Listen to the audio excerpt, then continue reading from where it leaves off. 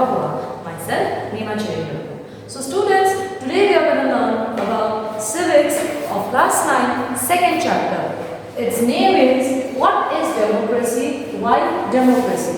So in the first and the previous chapter only we have learned about democracy in the contemporary world. So in this modern world, how democracy works, what it is all about. तो ये सारी चीज़ें जो है मैंने आपको story के according या फिर किस देश में किस तरह का लोकतंत्र चलता था, तो ये सारे कंपैरिजन्स करके उनका कंक्लूजन मैंने आपको पिछले प्रीवियस चैप्टर में बताया था. Okay, so now what we will learn today is what is democracy and why democracy, क्यों लोकतंत्र जरूरी है and democracy है क्या actually. Okay, so democracy, as you all know, democracy का definition also I have told you in previous chapter only. Democracy is a form of government where ruler is elected by the people. Okay, democracy एक तरीके का government है, एक government का एक form है जहाँ पे जो रूलर्स होते हैं, जो रूल करते हैं, जो लीडर्स होते हैं, उसे कौन चुनता है? People, we the people, right. हमें वोट करने का अधिकार दिया गया हुआ है, हम वोट करते हैं और उसी वोटिंग के चुनाव के रिजल्ट से क्या होता है कि लीडर्स सेलेक्ट होते हैं. Alright, so here will start the chapter with these topics for today. Okay, so I have written some subtopics over here also. So let's start. The first topic we will go through is democratic and non-democratic government. जैसे democratic government में क्या होनी जरूरी है, non-democratic government में क्या होनी जरूरी है. Okay, क्या होता है non-democratic government में. तो जैसे कि चिले और पोलैंड का जो स्टोरी था पिछले इसमें आप लोगों ने पढ़ा था. अगर बुक्स आपके पास है तो बुक्स में भी शायद आप लोगों ने देखी होगी कि किस तरीके से वहाँ पे लोग अपना लीडर्स नहीं चुन पा रहे थे. ओके, तो नहीं चुन पाने की वजह से क्या हुआ कि उनके साथ बहुत बुरे तरीके का कॉन्सिक्वेंसेस हुआ था. So they faced many kind of troubles. Okay, तो लोगों को बहुत ज़्यादा परेशानी फेसेस करनी पड़ी. एंड व्हाट हैपेंड कि जो लीडर वहाँ पे ऑलरेडी चुने गए थे, जो सेल्फ डिक्लेयर्ड लीडर्स जो थे, वो तानाशाही अपना चला रहे थे. Okay, so what happens in a democratic government कि if there is a democratic government, then you have the right to vote. और आप एक सही लीडर या फिर सही रूलर चुन सकते हैं जो पूरे देश को गवर्न कर सके. This happens in a democratic government. So in a non-democratic government में you don't have the authority to choose your own leader responsibly. Okay, also in a democratic form of government what happens is there are options. You get opportunity to you get an opportunity for free and fair election कराने का. आपको ये responsibility मिलती है, ये अधिकार आपको मिलता है एक लोकतंत्र गवर्नमेंट में.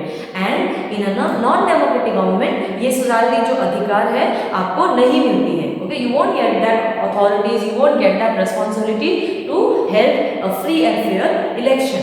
Also in a democratic government what happens कि देयर आर लाइक जैसे एक लोकतंत्र गवर्नमेंट में क्या होता है कि आप अपने व्यूज, अपने एक्सप्रेशंस जो है आप विरोध कर सकते हो. अगर गवर्नमेंट जो है आप जिसे नेता चुनते हो, आप जिनको लीडर्स चुनते हो, अगर वो देश को सही तरीके से ना चलाए, आपके आइडियल्स को देश रिप्रेजेंट ना करे, तो क्या होता है कि आप उसके खिलाफ में आवाज उठा सकते हो. You can express, you have that power to express of against government. But in non-democratic government it's not like that. You don't have any kind of authority to protest.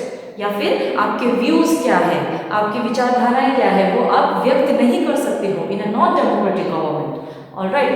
So the second thing we will go through is major decisions by elected people.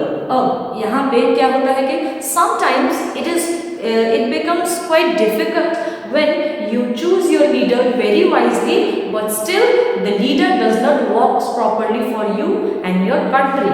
So at this point what happens, we will see through a short story which I will tell you about Pervez Musharraf, who was the ruler of Pakistan. Okay, Pakistan में इनका rule था 1999 में अक्टूबर में general Pervez Musharraf जो थे, इन्होंने military के साथ मिलके पाकिस्तान में coup किया. ओके, तो मिलिट्री में अब क्या हुआ कि पाकिस्तान में मिलिट्री के साथ मिलके इन्होंने सारे लीडर्स को जो थे वो अपने अंडर में कर लिया. एंड देन ही इन 2002 इन्होंने अपने आप को वहाँ का प्रेसिडेंट घोषित कर दिया था। ओके, तो प्रेसिडेंट जब डिक्लेयर हो गए थे ये अपने आप सेल्फ डिक्लेयर प्रेसिडेंट। ओके, तो सेल्फ डिक्लेयर प्रेसिडेंट होने के बाद इन्होंने क्या किया कि ही डिसाइडेड एक तो डिसीजंस ये अपने से ले रहे थे।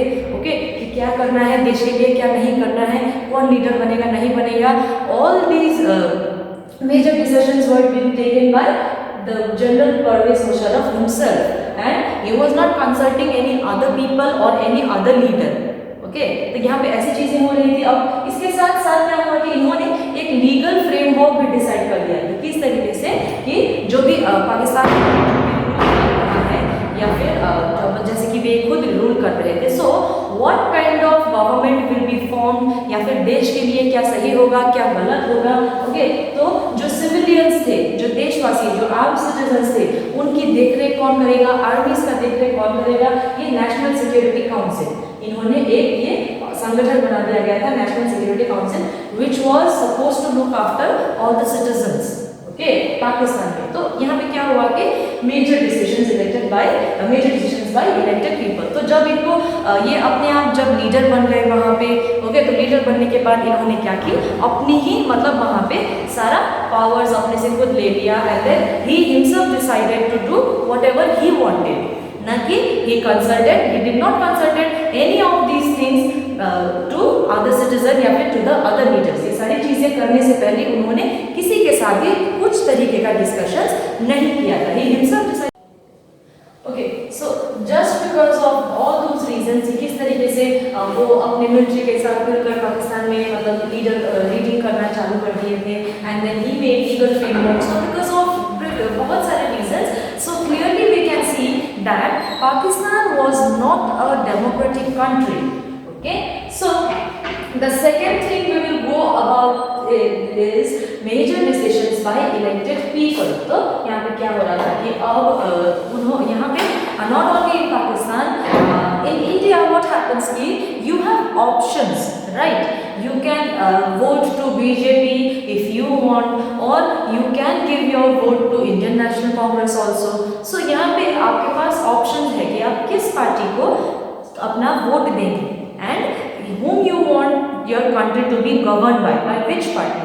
तो आपके पास ये अधिकार रहता है, राइट। तो अब ये सारे अधिकार जो है यहाँ पे ये चाइनीज कम्युनिस्ट पार्टी जिसके बारे में मैंने यहाँ लिखा हुआ है, तो इन चाइना यहाँ पे क्या हो रहा था कि चाइनीज कम्युनिटी पार्टी के पास मतलब चाइनीज कम्युनिस्ट पार्टी जो थी वो यह अधिकार जो थी वो लोगों के पास नहीं थी कि लोग जो है डिफरेंट ऑप्शंस में जाके अपना वोट दे सके। Okay, they were only supposed to give their vote to Chinese communist party, there was no any other party whom they can vote।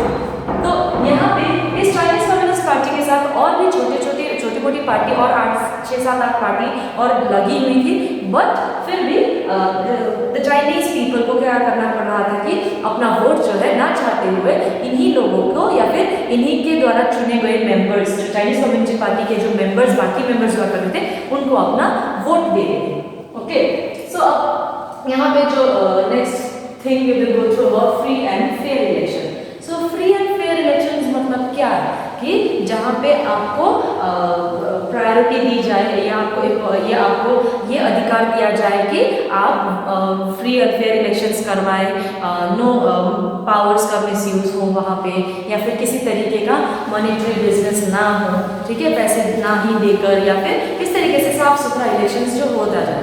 तो यहाँ पे फ्री एंड फेयर इलेक्शंस की बात अगर करें हम तो we will go through Mexico का international revolutionary party.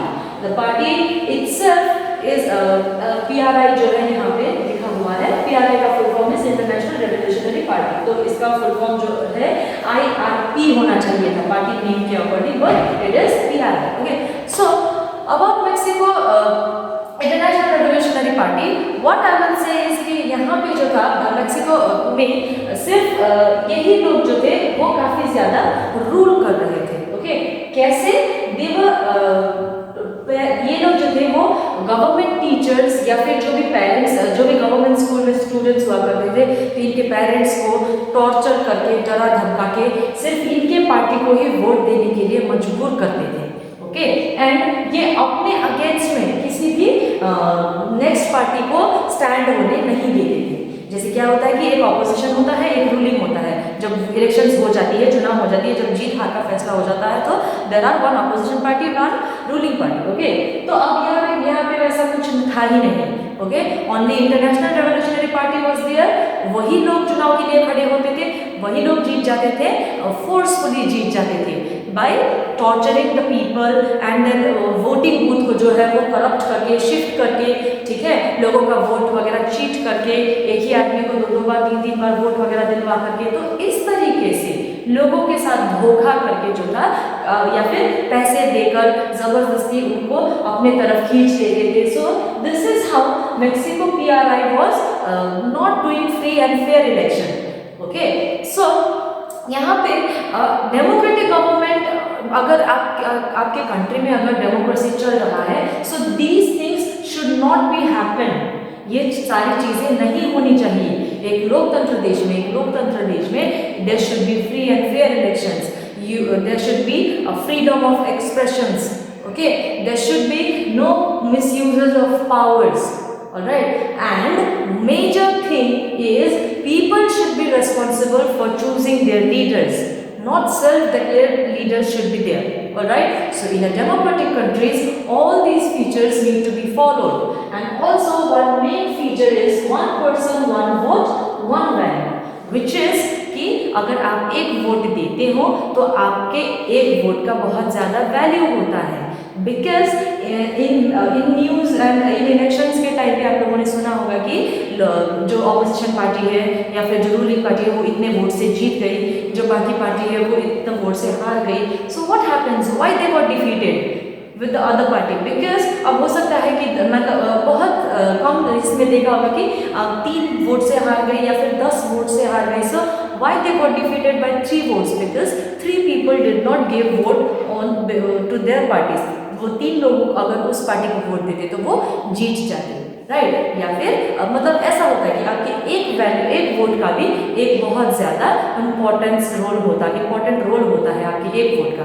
So why this is why it is written and it is called one person one vote, and the one vote has its main and very important value, okay. So this is all about the first chapter, part 1.